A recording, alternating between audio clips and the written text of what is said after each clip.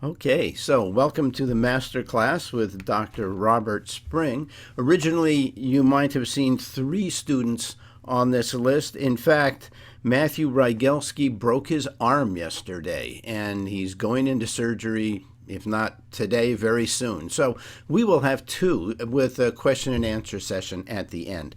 And we'll start with Logan Wheeler. So Logan, I already asked you the question, but I'm going to ask you in front of everybody now too. Where are you and how old are you and all that kind of stuff?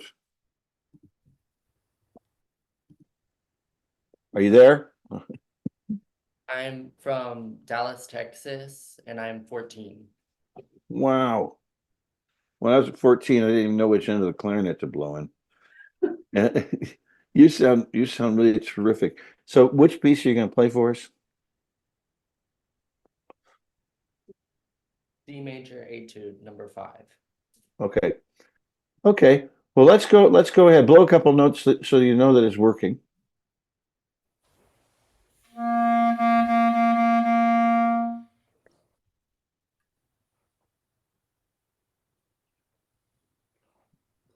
Okay, go ahead.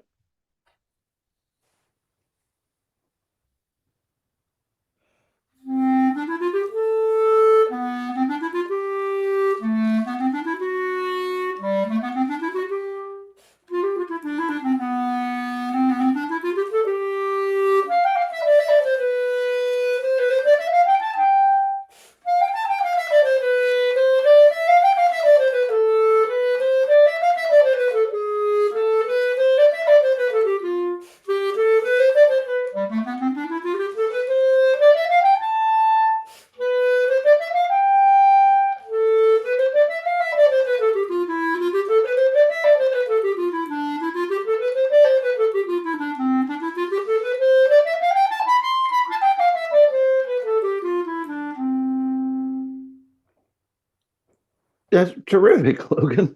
Wonderful. I just have just a couple things. Can you hear me okay? Yes. Okay. I just have a couple things. One is a question to ask you, and I don't know if you can answer it right now, but think about what you're doing. When you're getting your articulation sounds really good when you're down low. Then it just really sounds terrific in the lower register. When you're getting in the upper register, in particular the upper clarion, so like uh, uh, from G up to C and then C sharp and D, there are sometimes when I hear a thud in the articulation before you the note comes out, which means you're probably a little bit below where you should be touching on the reed. So just tongue a couple notes like on an open G and just tell me where your tongue is touching the reed.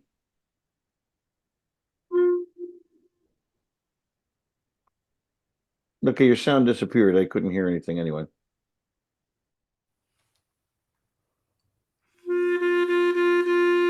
Okay, so now what I want you to do when you do that is I want you to leave your tongue on the reed after you've tongued a few notes, and so I can see where you're actually touching. So like,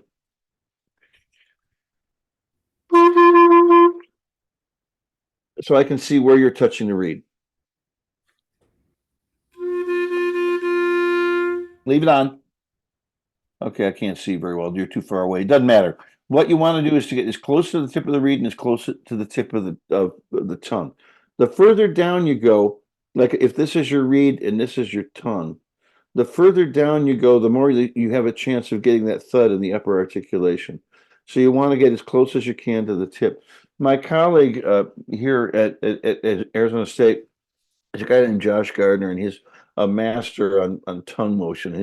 His research was using ultrasound to watch what the tongue does in the mouth when you're playing. It's really cool. But what he found was this really neat thing that if you're tonguing where he feels you should be, and I don't know, quite frankly, if the motion is an in and out motion like this or a motion striking from the bottom. And with his research, it's hard to see because it doesn't show the mouthpiece. It shows where the tongue strikes. When I do it, my tongue is going like this, and with Josh's, his kind of strikes out like that. But in any event, if you hit below the tip, yeah, Laura, there's a link for those. And I'm going to have to get permission from Josh to post them, or Jessica, yeah, she has them. So anyway, if you tongue below the tip of the reed and hold your tongue on it, the pitch goes down. If you touch it and keep blowing on the top, the pitch goes up. And I don't know if I can demonstrate because, like I said, my regular microphone isn't working, but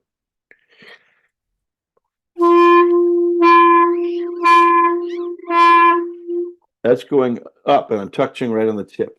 So if you use a tuner, you can actually see the tuner move a little bit when you do that. So I would try to get as close as you can to the tip and to eliminate those upper register thud kind of sounds. The other thing to do is what I'm talking about is the very beginning of the note where you actually have the articulation come in. You kind of hear like that. So I want you to try something for me. Do the last line and the second measure of the last line and the third measure. So just that D major scale going up, but do it slowly. Da da da da da da da da.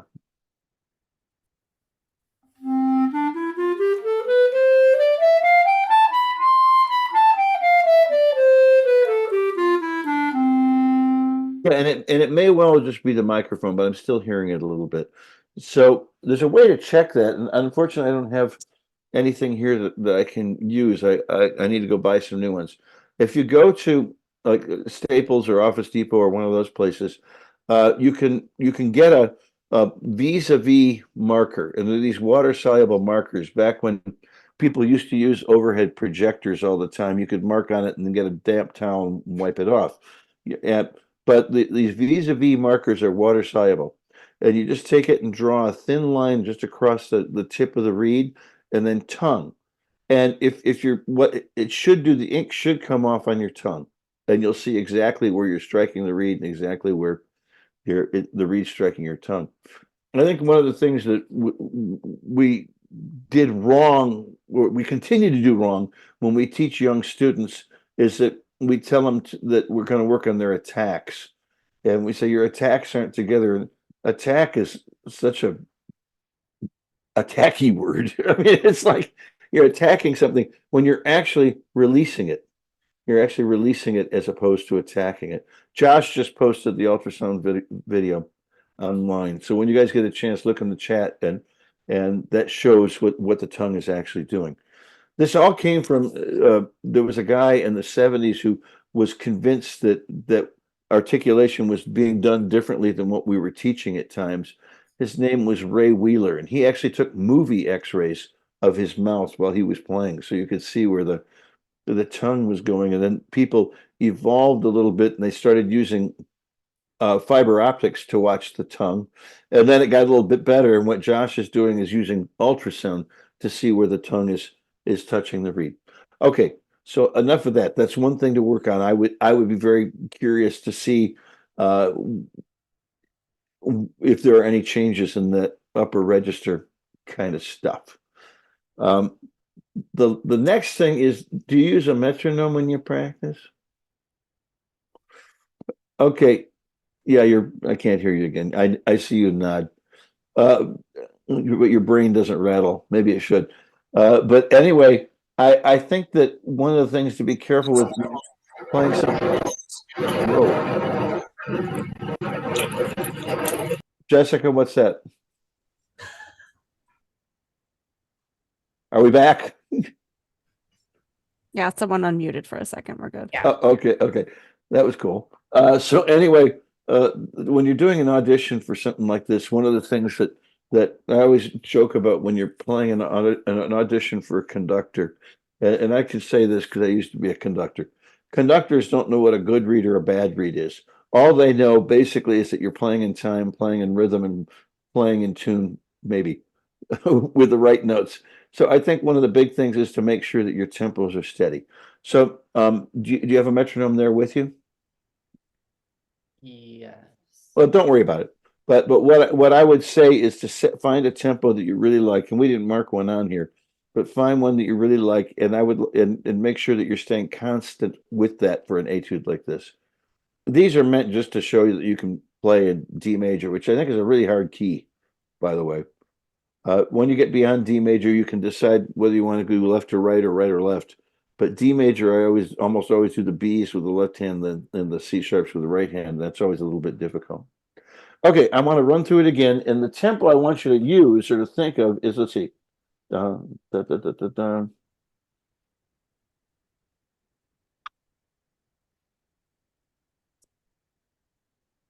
That's 96. If you have yours, turn it on to 96 and let's just do it once with the metronome going. Jessica, I see the time. I know I've only got a couple, like 5 minutes. Look, can you make it do after beats too?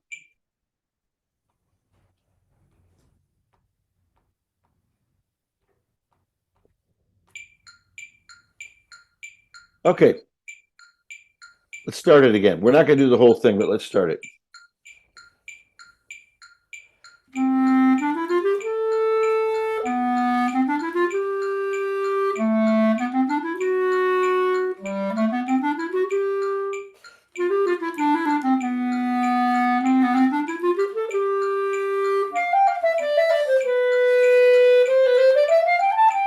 Good. Yeah, good.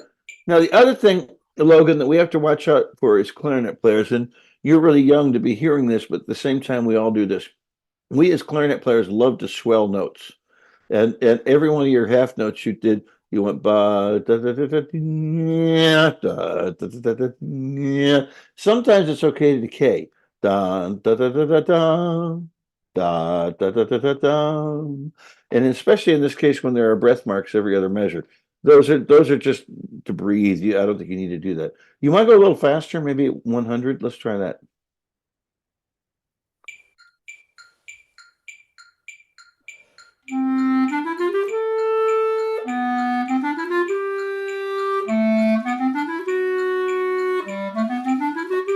Good. Now, on those half notes, just decay a little bit. Just a little bit of a decrescendo at the end. Ba, da da da da da da da da da da da. More like you're singing it. Not like I sing, but like you would sing.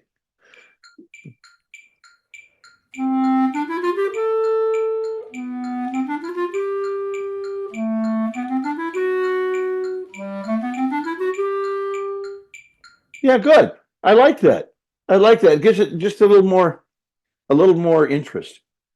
Logan, when you're doing an audition, are you have you been in all state or all region or? Yes. Yeah.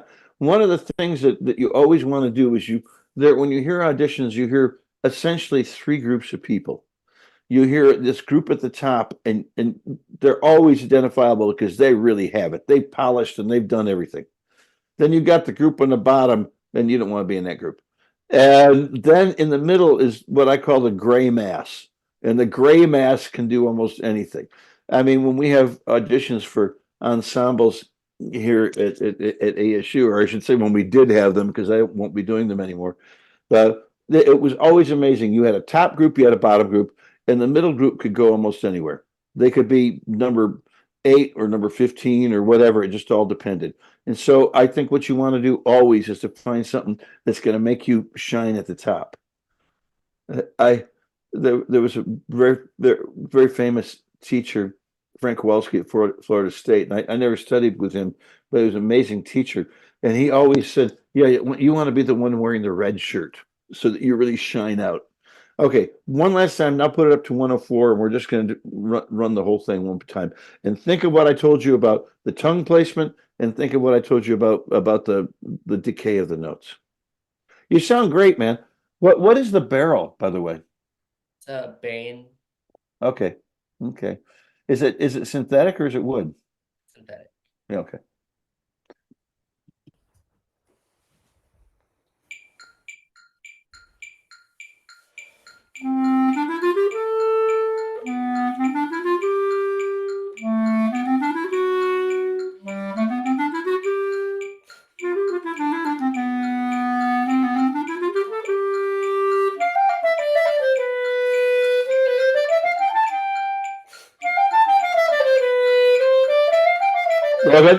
Logan, right there, right on the tip of the tongue. That's where I can hear it starting to get labored. Right on the tip of the tongue, right there. So start da da da da da da da da, or we just stopped.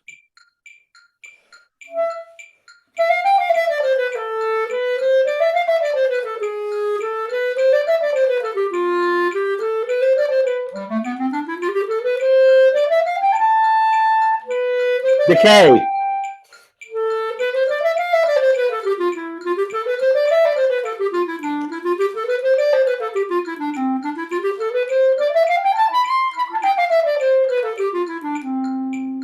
Good. Terrific, Logan. Yeah, I think the big thing I think is just there is something weird going on with your tongue. And part of it might be what I'm hearing over the Zoom thing and all that, but I do hear it. And I think the reason that I'm so tuned in to what's going on sometimes with the tongue is I do the same thing sometimes. And and I'm retiring and I've been playing for all these. I started playing clarinet in '66.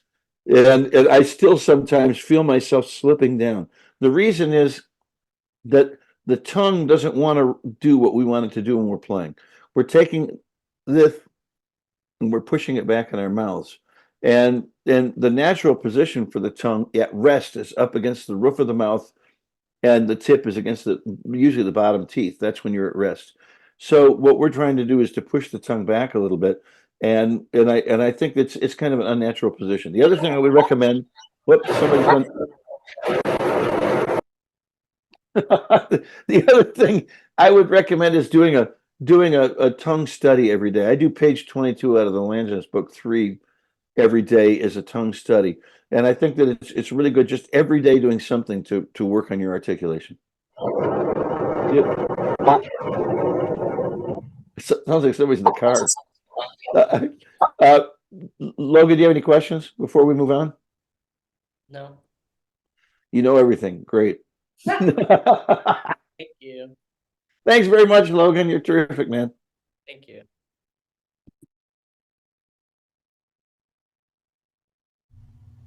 Yes, terrific job, Logan. Now we'll introduce Natalie DeSimone, and just so I can take a little bit off of your plate, Bob, if Natalie, why don't you tell us where you're from and where you go to school and who's your teacher? Yeah, so my name is Natalie DeSimone. I'm 20 years old and I'm from Louisville, Kentucky. And I study at the University of Louisville School of Music with Dr. Matthew Nilsson. Great.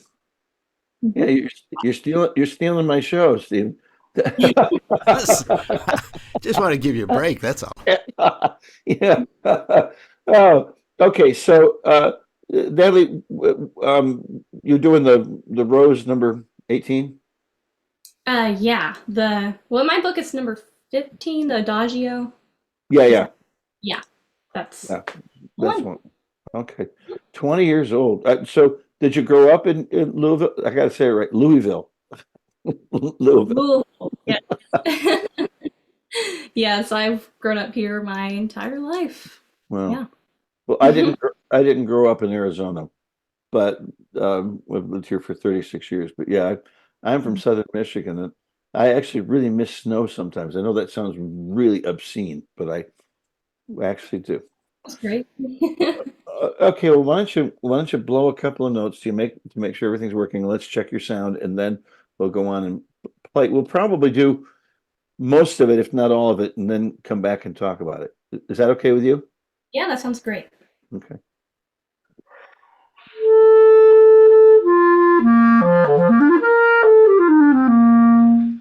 Is the microphone right in front of you there someplace? I'm on my laptop, and my laptop's like right in front of me. Okay, maybe can you back up about a foot? Sure. Yeah. Let's just see. Just I'm hearing a lot of air too. Right.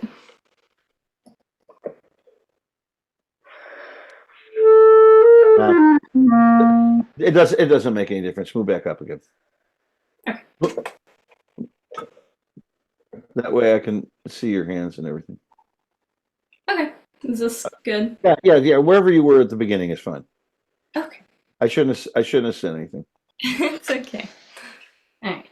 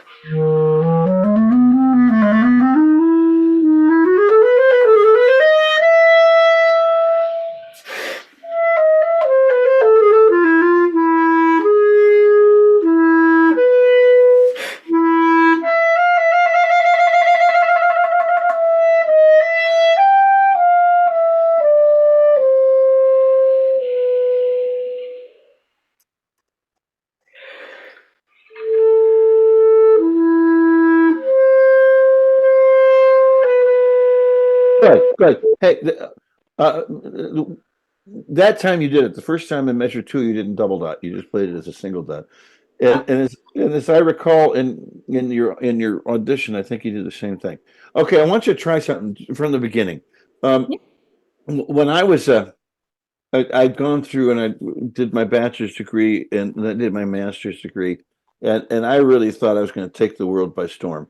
And so I went out and was doing all these auditions. I remember I did an audition for an orchestra and I got there because I really thought I'm going to be a principal clarinet in an orchestra. And I got there and found out that there were another 275 people that were trying to do the same thing, all playing Capriccio Espagnole in the same room at the same time.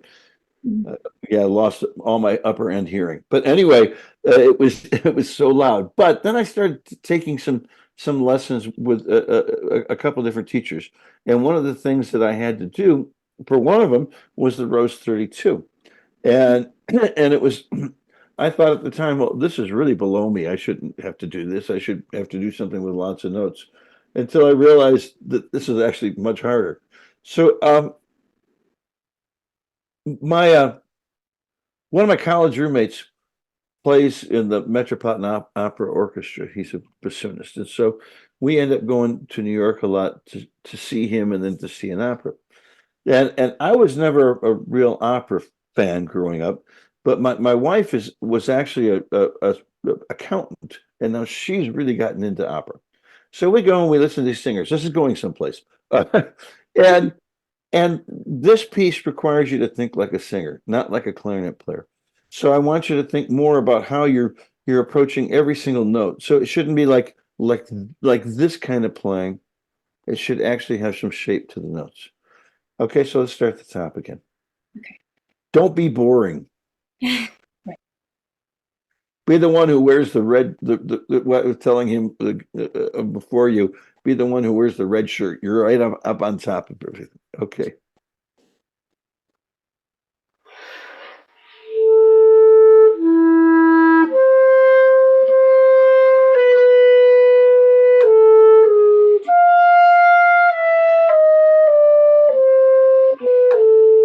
Good. Yeah, I like that. Now, when you do the double dotted note, don't accent it. Ba-ba, Yeah. dee-ya-da. One more time. And I like that. I think that was a little more stylistically the way I like to hear it. The other thing, let me just say one thing.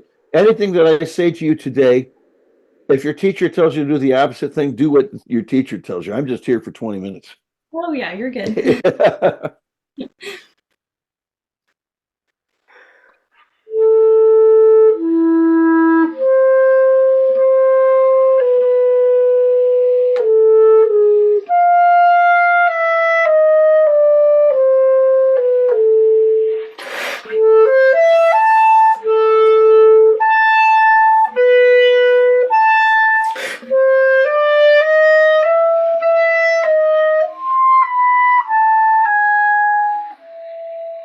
Good. Yeah, I like that. I like that. Yeah. Yeah. Now I think that we may have overdone a little bit, but I think that's also a little bit more on the side that someone is going to say if they hear you play it in an audition, they're going to say, I want to hear more from this person, as opposed to taking the hook and pulling you off. Okay, let's keep going from that point. Okay.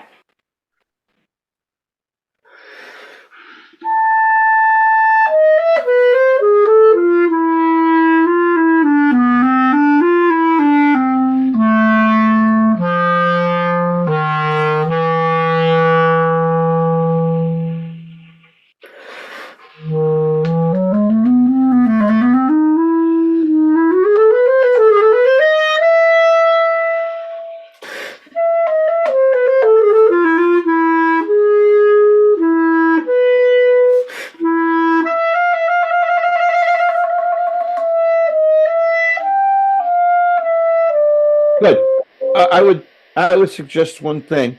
When you get up to the F sharp, Yeah. I wouldn't repeat the F sharp. I would go da ba da da da da da da da. That's what I would do. Then when you're coming down those last few notes, just right there. I don't know if you heard me talking to the fellow before you. Did you hear any of that?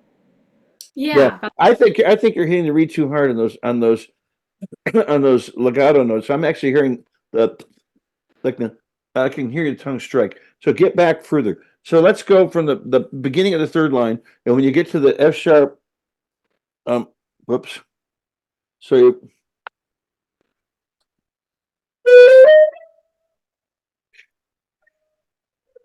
something like that. Okay. I would breathe. Just I wouldn't repeat it, but that's nothing. All right. Okay. Sort of. Is it measured? Just start at the beginning of the third line. Okay.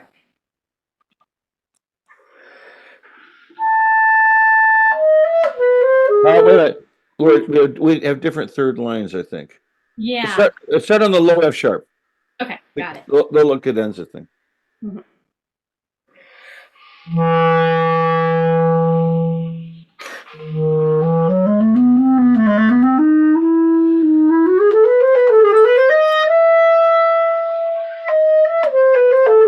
Well, I think you can breathe there. I just wouldn't repeat the F sharp. Okay. Da da da da da da. Doesn't matter. Let's go from the F sharp trill now, and just try to not hit the re so hard.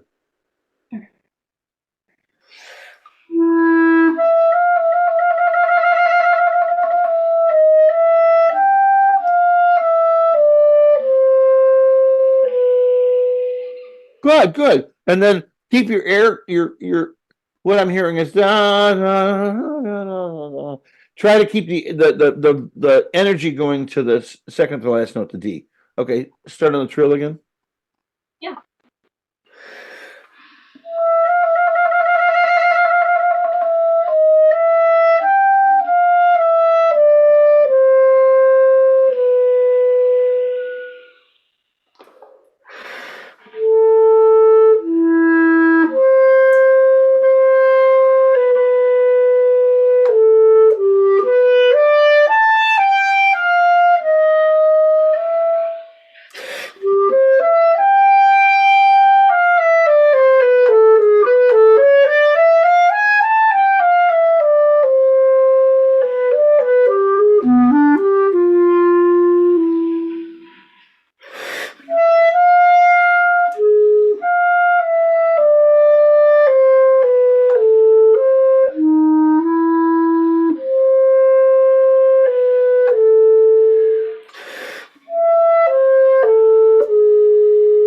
Okay, good. Yeah, good. You're a wonderful player, Natalie. Okay, but so my one time I got really lucky, and just one time, and I was judging a competition. Chuck West, who was teaching at Virginia Commonwealth University at the time, had the Clarinet Fest. At that point, I think it was called a Clarinet Congress, even maybe still Clarinet Convention. Anyway, at Virginia Commonwealth, and there was a young artist competition, and I got to judge it. And one of the judges I was judging with was somebody I looked up to for years but never met, and that was Stanley Hasty, who taught at the Eastman School of Music forever and ever. And and he said something about to a student about their A sharp and their or B flat, I guess it was probably in the piece. And he said, think high in your mouth, but finger low on the clarinet. So what I'm hearing just through your computer mic is when you get to the A sharp, it's just really tubby sounding. And I think it's because you're doing your best to do everything here. Think internally, think high, and then use your fingers to bring down or resonance fingerings or whatever you need. So let's, since we don't have the same uh you have a 16th note F sharp that goes to a G. But so when you get to the A sharp, think high. Think high in your mouth. Okay.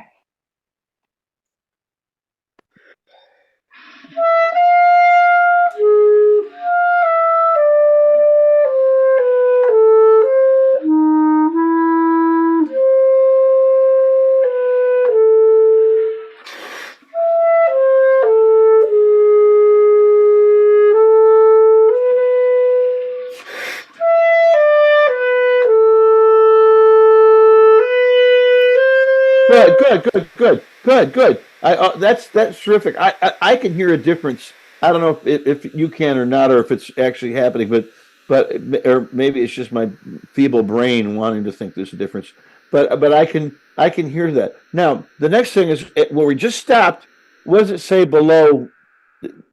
This is Poco.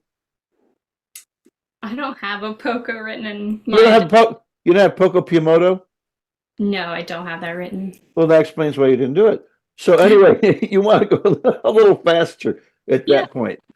So and it gives it because you were giving it the energy, a lot of energy with dynamics and volume. I thought, why isn't she getting faster? Well, now I know why.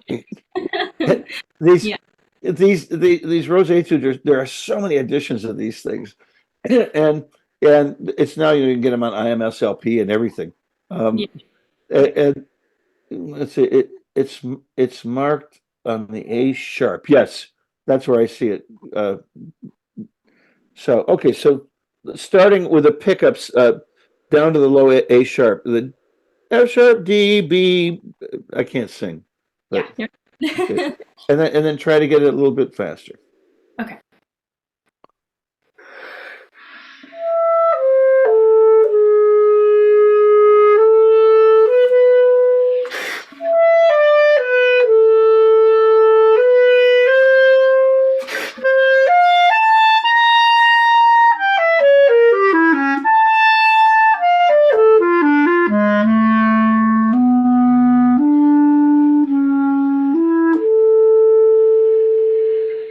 Yeah, that's really nice, and that gives it a little bit more drive. Yeah, I like that.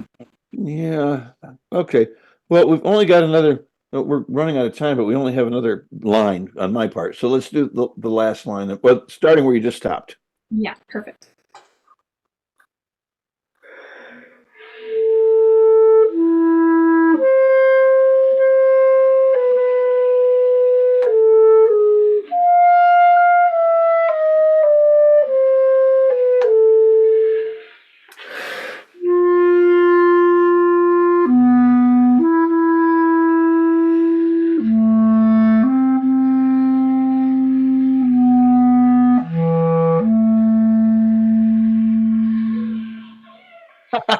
I really like that. So I had this wonderful teacher who was also he was the one that got me active in the Clarinet Association when I was getting my master's degree with him. But before that time, I got my master's degree with David Schifrin. But John Moeller was this wonderful teacher, and he's passed away now, and which is so sad because he was this master of phrases, and he could. It takes me like 3 minutes and 500 sentences to say something, and he could say one word and it would fix it. But one of the things he said, which I will never forget, is that he said, "Bob, do you drive?" And I said, "Well, of course I drive. Why?" And he said, "Well, if you see a stop sign like a quarter mile ahead, do you just stop then?" I said, "No, I wait till I get to the stop sign." And he said the same thing is true with diminuendos. That a diminuendo and a retard, you should do them later. He always would scribble out where they were and put it just a little bit later. And so let's start just the last 1, 2, 3, 4 bars Yeah. and put the diminuendo and the retard just a little later. Great speakers, sorry, great speakers that are the ones that you like to listen to. They're the ones that carry the phrase all the way to the very end and then drop you off. And Right. so I always like, it's like listening to a really good person speak, doing whatever they're doing. They carry you right to the end. So here we go. Last 4 measures. Okay.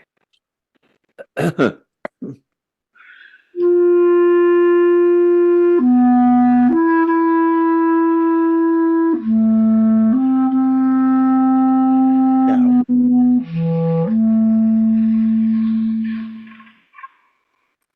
beautiful.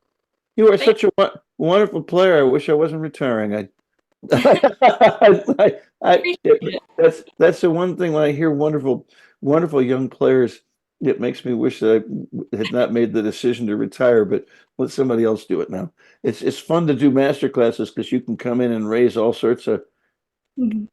heck. And then you just leave and everybody and then so anyway, do you have any questions? Not that I can think of. I would just say for both of you, the these little etudes represent all sorts of problems. Etudes are there to create problems for you to solve. And when you're not with your teacher in the studio having a lesson, you're your own teacher. And so I think that what you need to always think of is what's happening with this etude and why is this important? And this is actually really hard. D major or B minor in this case is hard to play in. The B C sharp thing is really difficult. The cadenza is difficult, but the big thing is to, like I said, always make sure that you're on top of things. You know, wear a red shirt. Just always be the person who's on top, and that they will always remember in an audition situation. And you don't want to be the one they remember because it was bad. You want to be the one. For 18 years, I played in this chamber orchestra in Columbus, Ohio, the Pro Music Chamber Orchestra, and we went through a lot of second clarinet players during that time. And I don't know why. I don't think it was me, but but anyway, when we would audition them, it was always behind a screen. It was a union orchestra, and you would always be able to tell the ones right away that just sparkled, and you want to be the one who sparkles. For sure.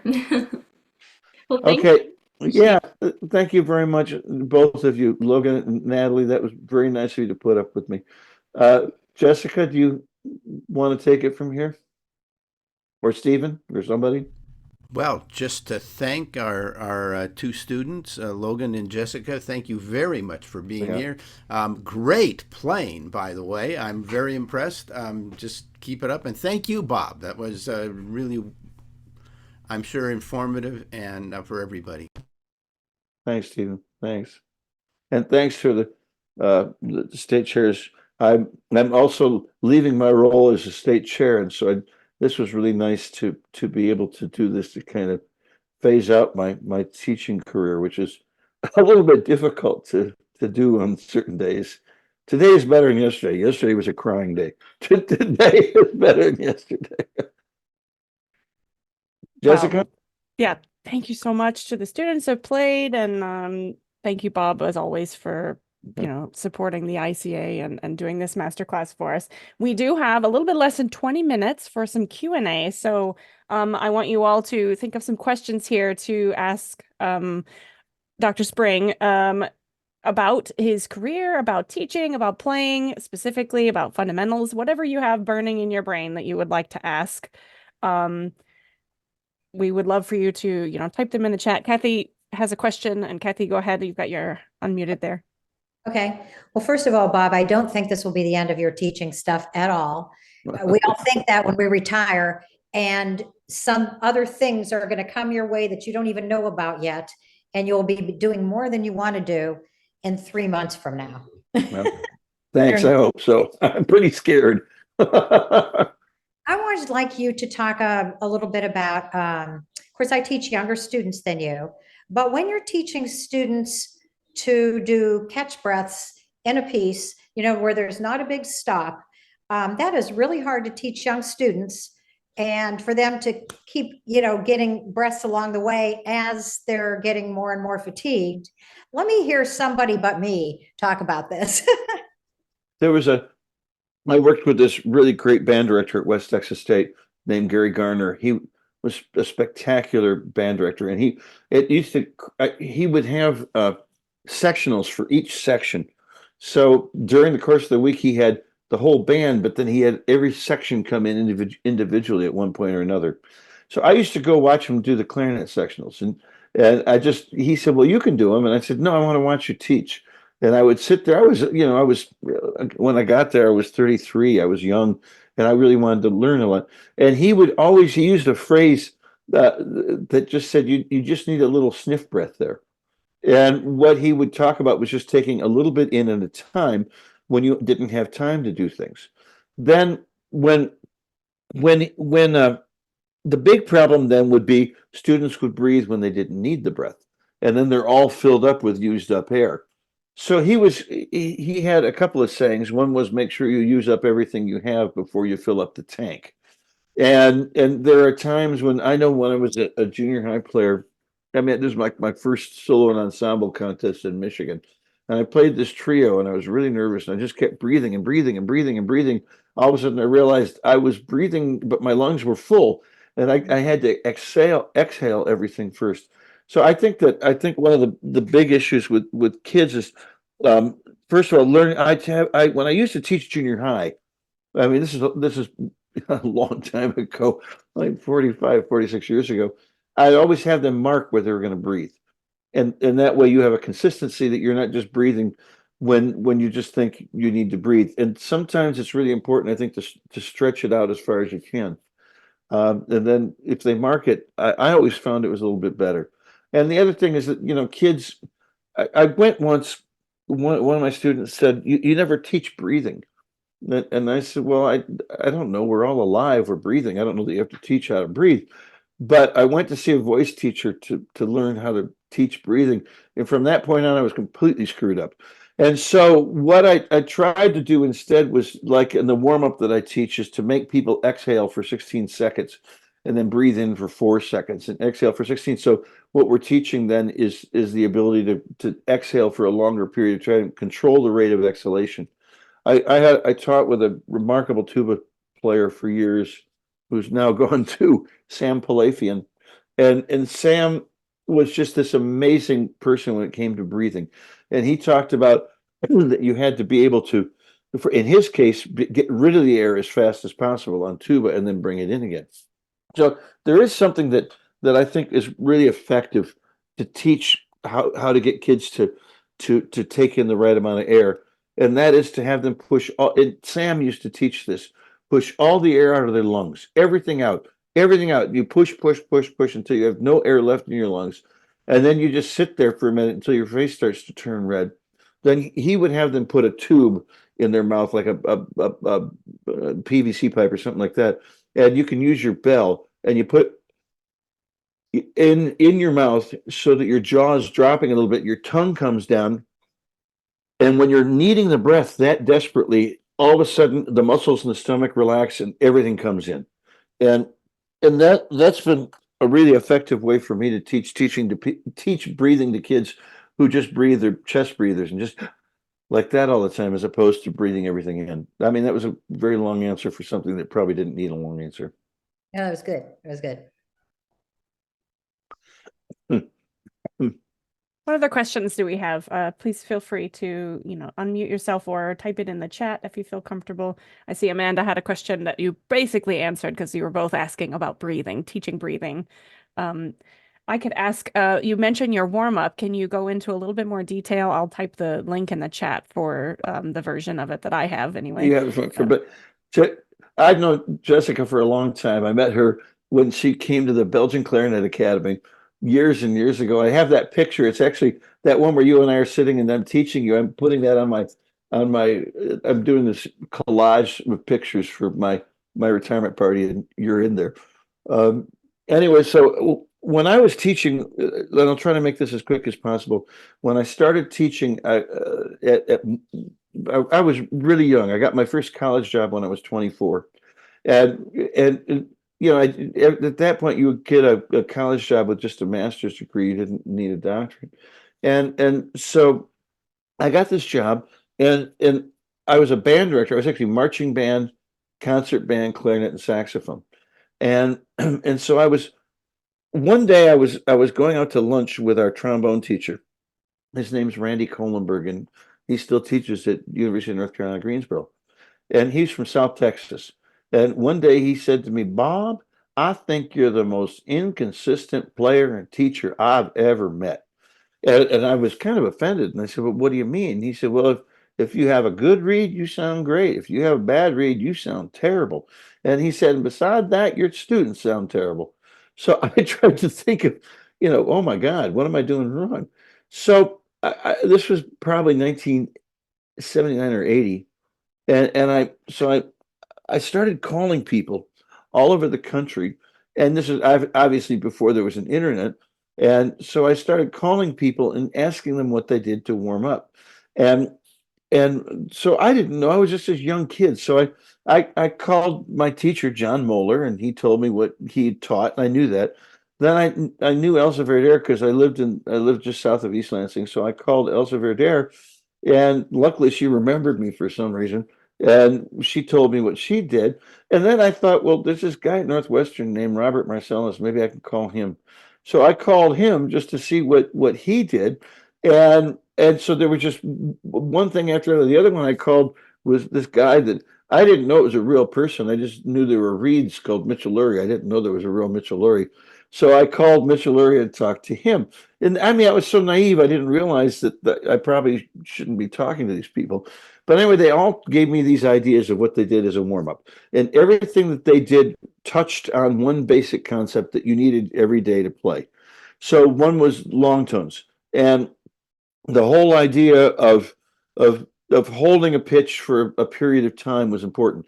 The thing about long tones, I do all my warm up with a metronome, and the thing about long tones is important to do with a metronome is if you don't do them with a metronome, long tones become short tones real fast.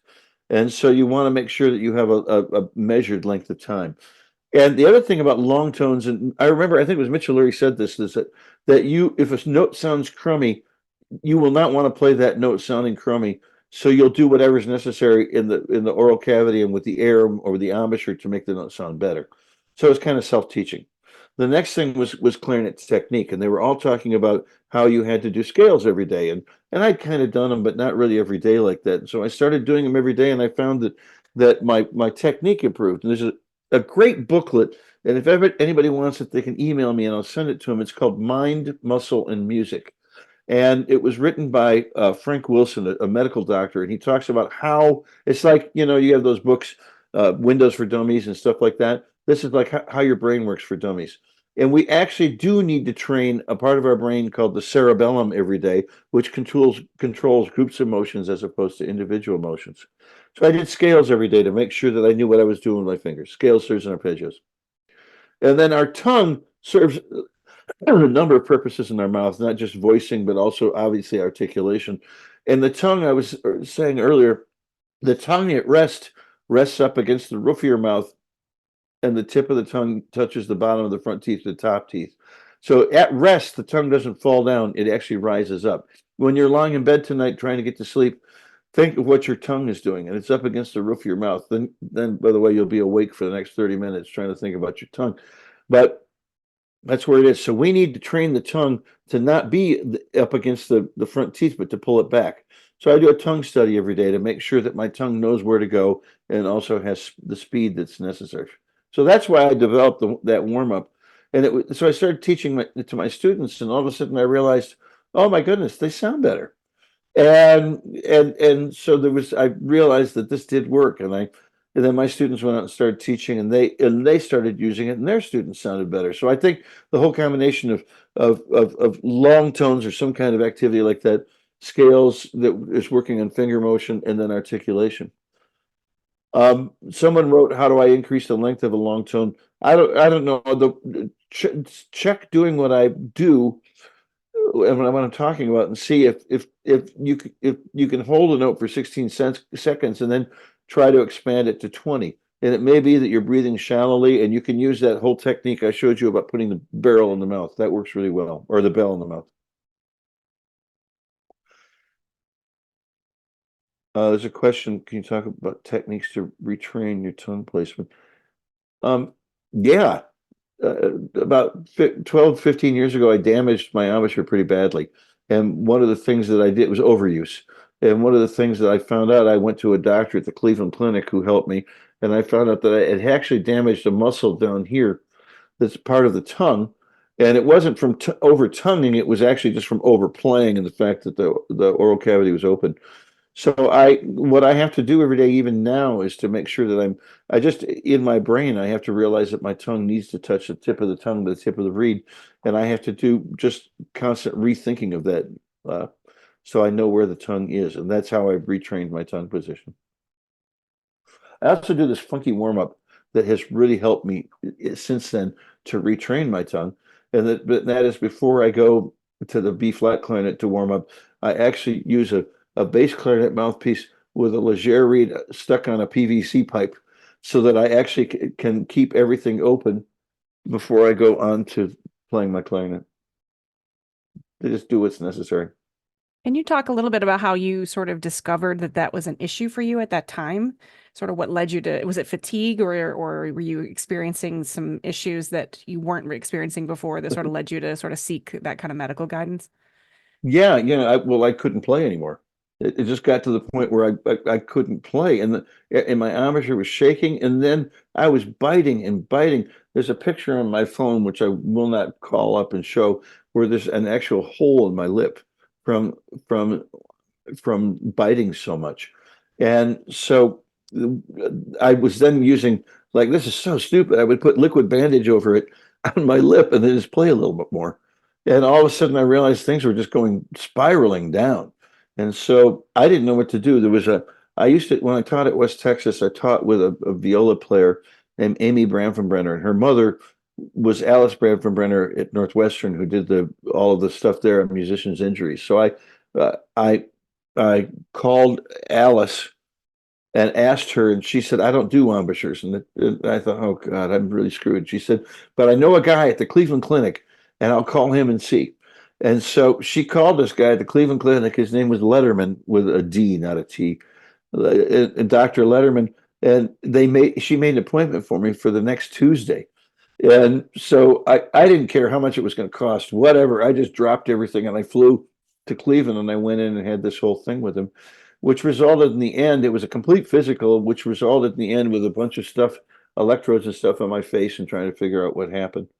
And he wrote a 14-page review of what happened of our meeting together. And the best line was the first line. It said, "Rarely do I blame a musician's injuries on their own stupidity. In this case, I'll make an exception." And so what his whole thing was, and this is something your body tells you when you're really tired and it's hurting, stop for a little bit. I mean, that's when we take breaks, go have a cup of coffee. Okay, we only have a couple minutes, Jessica, so can you talk about what you mean open in the oral cavity? Okay, the oral cavity, um, I was, when things got really bad, I was biting a lot, and the tongue was really rising in the mouth too far, almost up where it was way up there on the top. It was tension and everything. And so I use this. You can't do that if you're playing. I'll show you. If you're putting that onto this and making sounds, you can't do that if you're playing that low. And that helps me to just relax everything. Yes, Kathy, the tongue speed does slow as we get older. And I'm finding that things I used to be able to do, I used to be able to do that page 22 at 288. I can't do that at 288 anymore. What I just do every day is I push it as far as I can. I think, there's going to be a limit, and there's going to be a time when I'm just going to have to say, maybe I'll learn how to play golf. But for right now, I'm going to keep trying to make this work. That's all I have to say, Jessica. If no one else has any other questions, we're going to take a short break, about 15 minutes, and we'll come back. We will be here in the live session watching recorded video presentations, and the presenters will be in the chat and able to answer questions about their presentations at that time. So take a potty break, get yourself something to drink, do some walking, and we'll see you back here in about 15 minutes. Thanks so much. Thank you, everybody. Thank you so much. Thanks, Jessica. Bye-bye.